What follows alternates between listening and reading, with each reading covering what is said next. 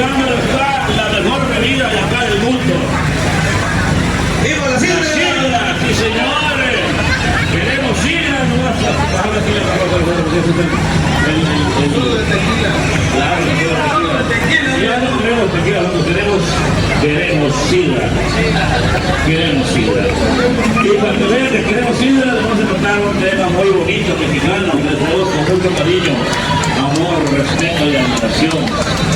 Y esto se llama 15 de septiembre, que estamos en las fechas patrias hermosas. Estas.